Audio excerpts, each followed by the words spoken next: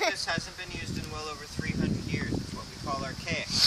But the Spanish did have another name for these that's still in use today. And that name is escopeta, which means shotgun in Spanish. And that's really how this weapon works. Shotgun. It's a smooth-bored weapon. So there's no grooves or rifling in the barrel, just a slick tube all the way down. So if you can see over there on that little white board, you can see that I could either shoot a solid lead ball, some loose shot, or a bag full of small shots, similar to what a shotgun would fire today. The reason this weapon is called a matchlock because we use this burning piece of cord called slow match to ignite the gunpowder. Make this stuff burn red hot. This cord is soaked in a solution of water mixed with a chemical called potassium nitrate, also known as saltpeter. Now if I were to mix saltpeter in the right quantities with charcoal and sulfur, I would get black gunpowder.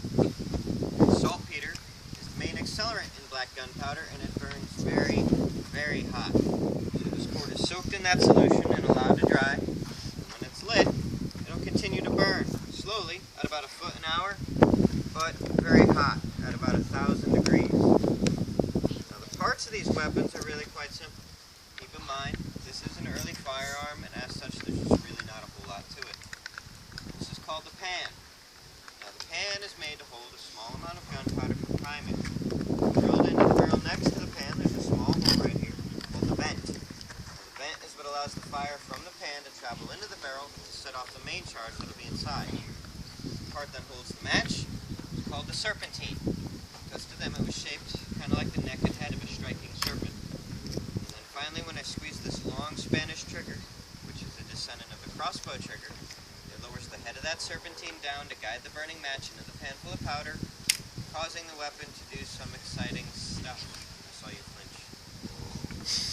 Now in our day, as a military standard, it takes about 45 seconds to safely load this weapon. Now if you guys compare that to today, 45 seconds is, you're going to say unacceptable, given my present company. But it's not the weapon's fault. It simply has to do with the fact that the loading technology of the time hadn't progressed far enough to allow them to go any faster than that safely.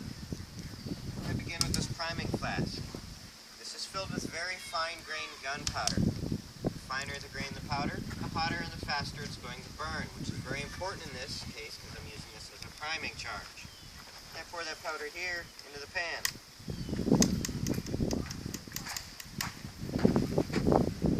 I tap the side of the weapon to seat the powder, and I close this pan lid to seal it all off. Now basically every time I do that, it leaves this excess amount of gunpowder sitting up on the pan lid, which cannot stay there, and you'll see why.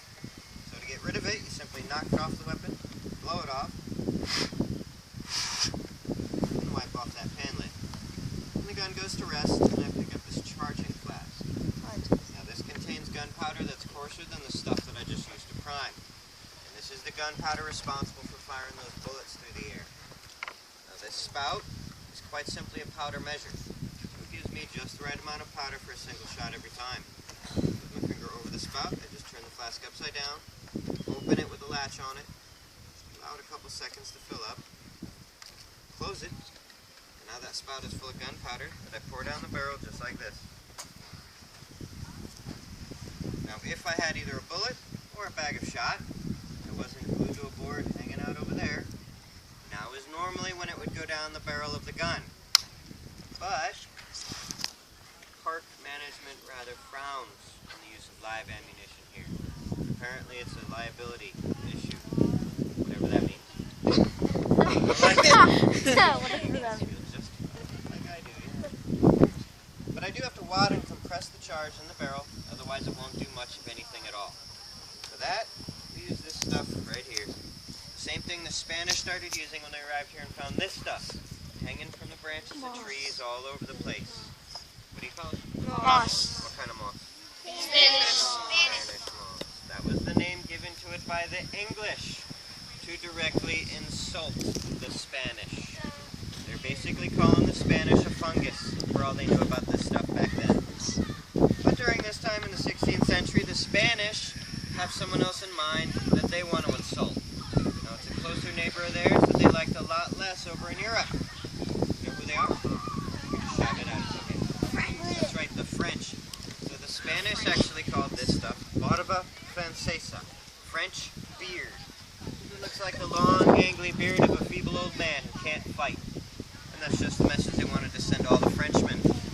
The only people not insulting about this stuff were the Native Americans, who called it really what it is, tree hair. But besides giving this stuff insulting names, they did find a couple interesting things about it. Not only will it hold down that loose-fitting ammunition, this stuff is abrasive. It's a lot like a scouring pad, so with every shot, it's actually going to clean the bore of the barrel, reducing the maintenance on these weapons. Now this, as you can figure, is called the rammer, or the ramrod, also in Spanish, la baqueta. But just as the name implies, ram this wadding down on top of the gunpowder, withdraw and return the rammer. Now the gun's loaded. But I have one more step to take. It is called setting the match. You blow on it to make sure it's burning hot. And I place it right here in the jaws of the serpentine. Now this is where with a matchlock it can become quite tricky, or even lethal for you, if you haven't been paying attention to what you're doing. I have to make sure that when I'm ready to fire and I squeeze that trigger, the burning tip of that match is going to hit the powder in the pan dead center to ignite the charge properly. So, just before firing, and just like they did back then, you have to test your match by lowering it down onto the pan lid to aim it to the right spot. Now you guys tell me, what do you suppose could have happened if I decided to do this and left that extra gunpowder sitting up on the pan lid? Yep, right in my face. Maybe mildly amusing for you, but not for me. Now my final 4 commands will be in Spanish, and here's your warning. I really do like gunpowder, and this is one step above a hand cannon, so this is going to be loud. So if you have sensitive hearing, or don't like loud noises, or have still developing hearing, that's right, I'm looking at all of you, I ask you to cover your ears. I'm not gonna do it. I'm not gonna do it. I'm not going to. Shoot that gun! Shoot that gun! Shoot it! Shoot it!